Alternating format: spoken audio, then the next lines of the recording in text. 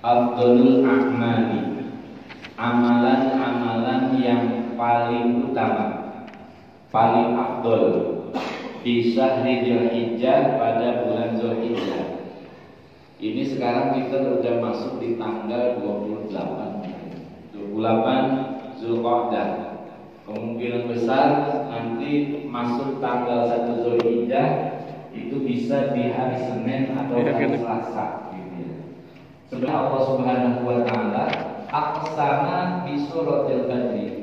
Allah bersumpah itu di dalam surah Al-Fajr, ya. Wal fajr wa layalin asr, di situ.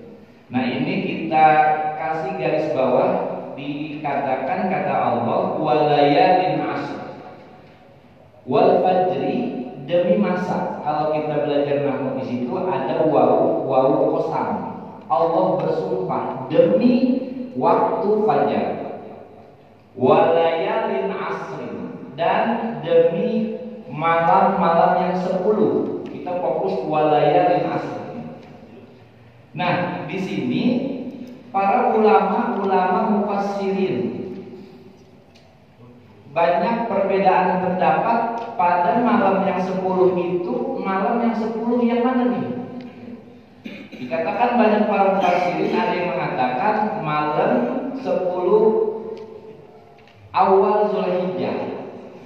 Ada pendapat lain mufassirin mengatakan 10 malam terakhir Ramadan. Ada juga ulama mufassirin yang mengatakan 10 awal dari bulan Muharram. Termasuk Imam Ibnu Katsir dalam tafsirnya, ini pendapat yang paling kuat, yang paling ashah, paling arjah adalah pada 10 malam pertama di bulan Dzulhijjah. Ini pendapat dari Abdullah bin Abbas, pendapat Abdullah bin Zubair dan Imam Mujahid serta para ulama-ulama yang mengatakan bahwa walayalin asr ini adalah pada 10 hari pertama di bulan Dzulhijjah.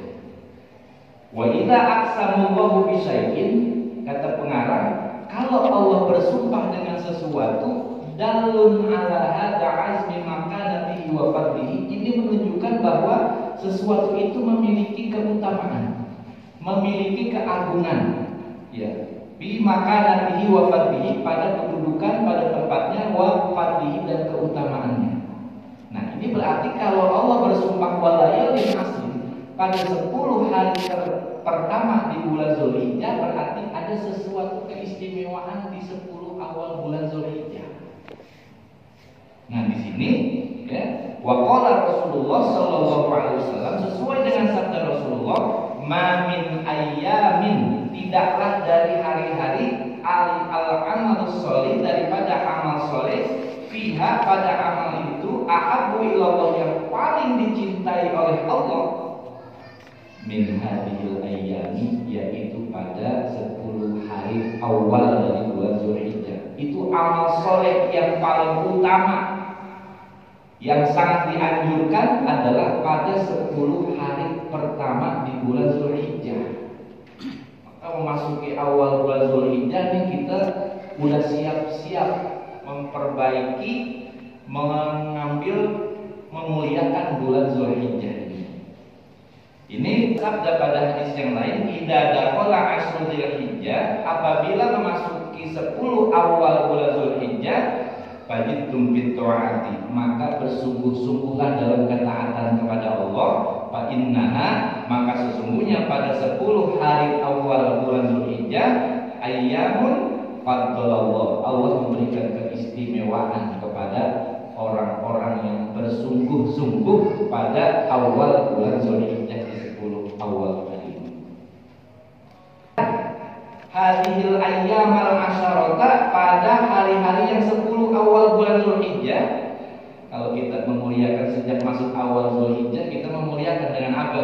Ya, kita mendekatkan diri kepada Allah dengan pertama dengan bertaubat, banyak istighfar, segala bentuk macam dari amalan-amalan soleh apapun, akromahu, maka Allah akan memberikan kemuliaan dengan apa? bi asri karomatin, dengan 10 kemuliaan. Yang pertama, kemuliaan yang Allah berikan kepada orang yang memuliakan 10 hari pertama bulan Zulhijjah, al-barakatu fi umriha. Allah memberikan keberkahan pada umurnya, pada orang yang memuliakan. Yang namanya berkah itu bukan berarti umurnya panjang. Umur panjang belum tentu berkah. Yang kedua, Allah tambahin dalam rizkinya, dalam hartanya. Ini bagi orang yang memuliakan 10 hari pertama. Allah berikan penjagaan terhadap keluarganya.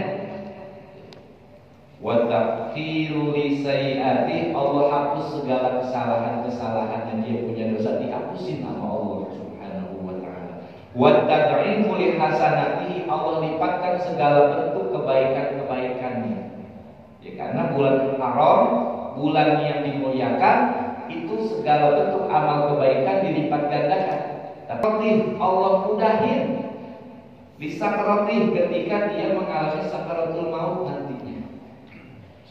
Wa diyaul zulmati, dan Allah berikan cahaya bagi kegelapannya, baik itu dalam kubur dan sebagainya, dikasih cahaya oleh Allah.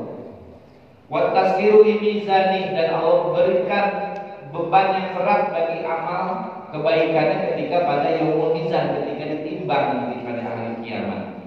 Wan najatu minari, Allah berikan keselamatan dari pada siksa neraka.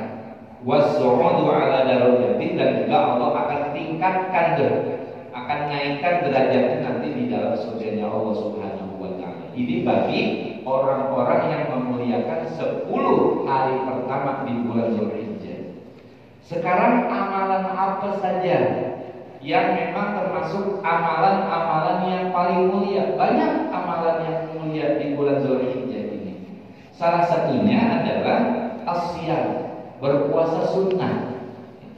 Fayusannu lil muslimi, maka disunahkan bagi seorang muslim ayyasuma tis'adil hijjati, pada 9 hari Zulhijjah. Kita boleh puasa dari tanggal 1 sampai tanggal 9. Atau memang dia meringankan puasanya, enggak full. Misalnya kita ambil hari Senin atau Kamis, puasa Senin Kamis boleh di hari awal-awal. Atau dalam 1 hari boleh juga. Yang dianggap ini mudah bagi dia. Yang penting jangan sampai enggak sama sekali memanfaatkan dan memuliakan dengan kita melaksanakan ibadah puasa. Wabil akhossi, terutama paling khusus lagi berpuasa penekanannya kapan?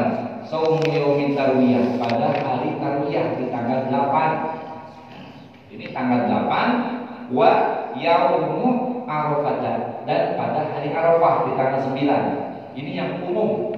Masyarakat kita bahkan dunia melaksanakan puasa pada hari tarwiyah tanggal 8 dan puasa pada hari Arafah di tanggal 9. Ini paling enggak nih 2 hari, jangan sampai kita tinggal. Ditanya pada sebuah ketika an yaumi Arafah, tentang fadilah keutamaan puasa Arafah. Ketika Rasulullah ditanya fadilah keutamaan puasa Arafah itu apa? Kata Rasulullah, qala yukaffiru sanatal madiyah wal baqiyah. Puasa hari Arafah itu dapat menghapus dosa-dosa kita pada tahun yang lalu dan pada tahun yang akan datang. Ini rawahul Muslimu, hadis ini diriwayatkan oleh Imam Muslim. Nah, shaumu yaumi tarwiyah, ini ganjaran bagi orang yang melaksanakan puasa tarwiyah tanggal 8, kafaratu sanatin, menghapuskan dosa 1 tahun. Wa shaumu yaumi Arafah, puasa di hari Arafah itu ganjaran pahalanya kafaratu sanataini, dapat menghapus dosa-dosa selama 2 tahun. Ini merupakan pahala atau fadilah bagi orang yang melaksanakan ibadah puasa daripada hari tarwiyah dan hari Arafah. Juga ada amalan kita untuk memperbanyak takbir, tahlil, tahmid. Ya, ini yang benar dengan kata takbiran. Kapan itu dilaksanakannya? Yusra'ut takbir, pelaksanaan takbir itu min fajri yaumi Arafah, pada waktu subuh hari Arafah, ila asri akhiri ayyamin tasyrik, sampai waktu asar pada hari tasyrik yang ketiga. Jadi pada jamaah masalah takbir merupakan sunnah, dan memang kita disunnahkan untuk memperbanyak takbir. Ya.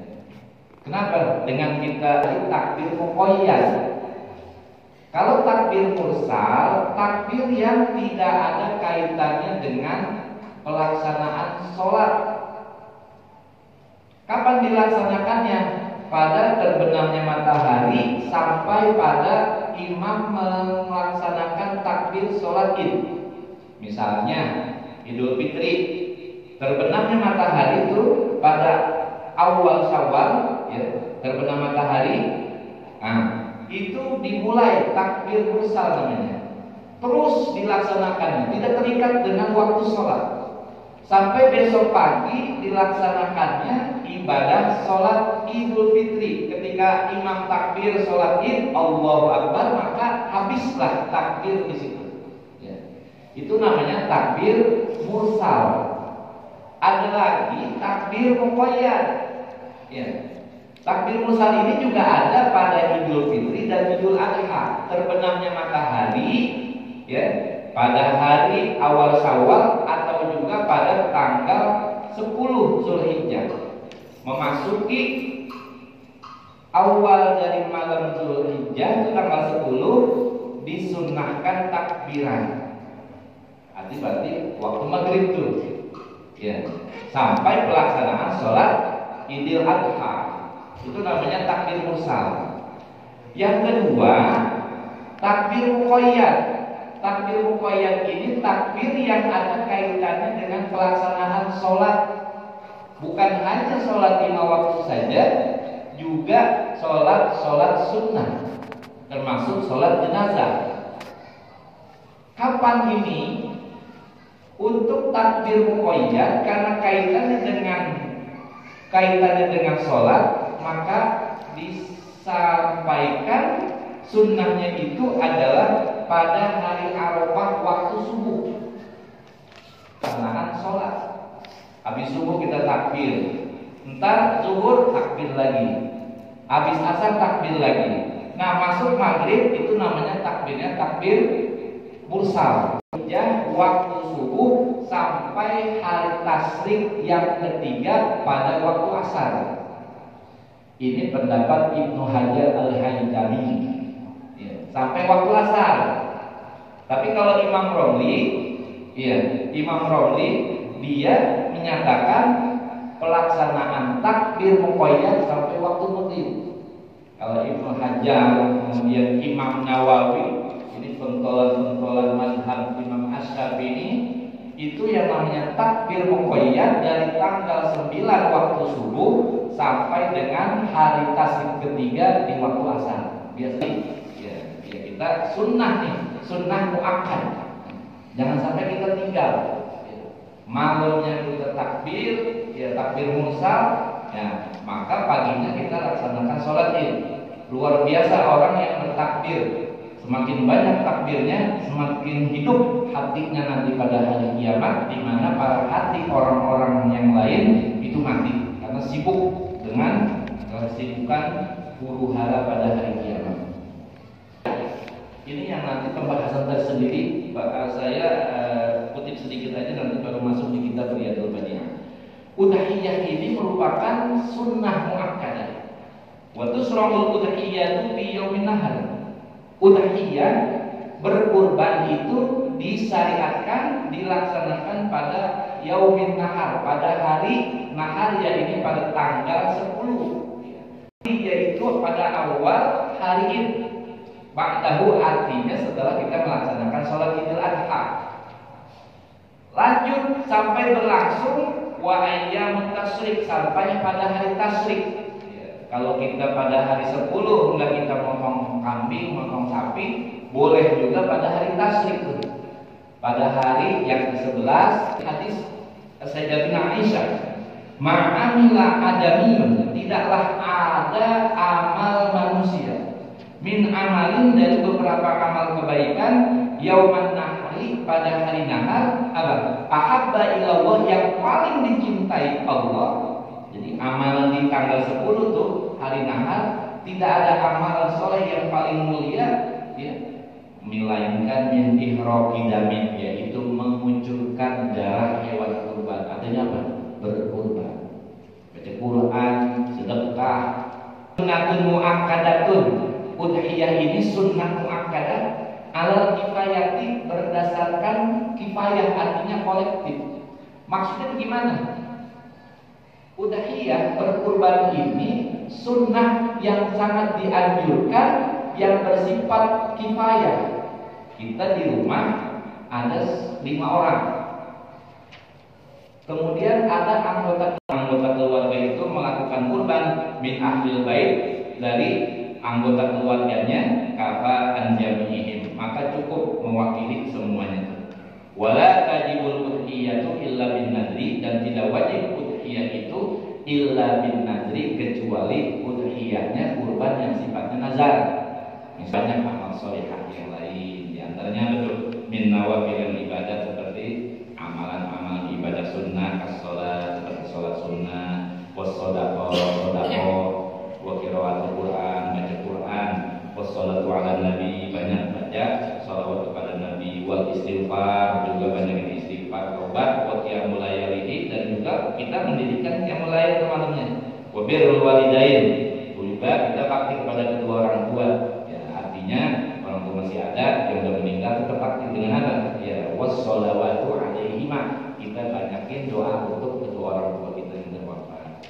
Wasilatul arham wal aqarib, jalin tali silaturahim, ya, kepada siapa?